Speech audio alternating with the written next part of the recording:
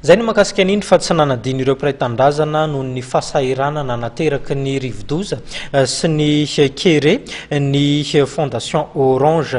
Araka izany dia nanolotra vary mitotaly 520 tonnes ho an'ireo trabony izy ireo tanteraka. Araka izany ny volikava mahatratra izay isan'ny tanjony izay eo anivon'ny Orange Fondation izay.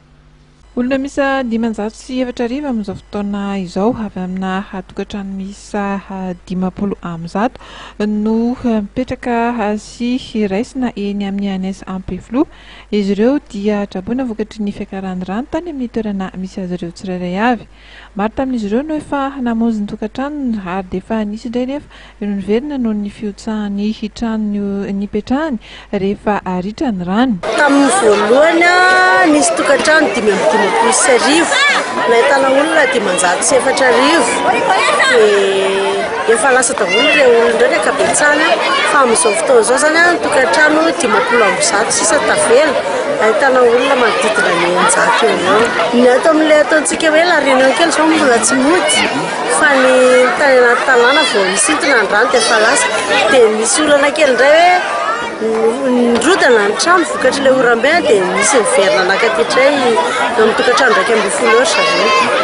12 tsy ndery fotsiny an'izany fahavozana nanjohy ireo izany ny anivon'ny Orange Fondation fa dia tonga naneo ny fiara-miezaka sy ny fiara-mizaka ka nalotra vary mitotaly 520 tonnes ho an'ny ireo izay arany tsy fampisakafo any Afatra Atsimo iny sy ho an'ireo trabona eto an-drenivohitra sy ny manodidina ihany koa. Marina misy lehibe tsy misahatra amin'ny tanana ny Orange Madagasikara izay amin'ilay maha orinasa tompona andraikitra azy ary mandray andraikitra.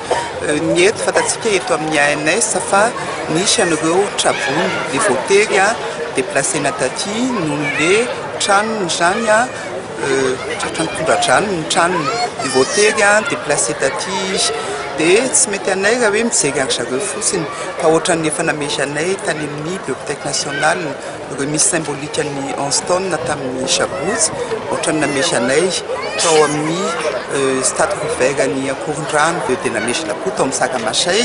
Mbola itozany ezaka izany hoy ny nambarany ramatoa filohan'ny Orange Fondation Madagasikara ihany amin'ireo fijerena ny fotodrafitrasa toy ny sekoly sy ny fampitaovana ireo kojakoja ilaina amin'izany anomboka amin'ity farany volana ity izay tetikasa fanampiana izay araka ny fanazavana ihany.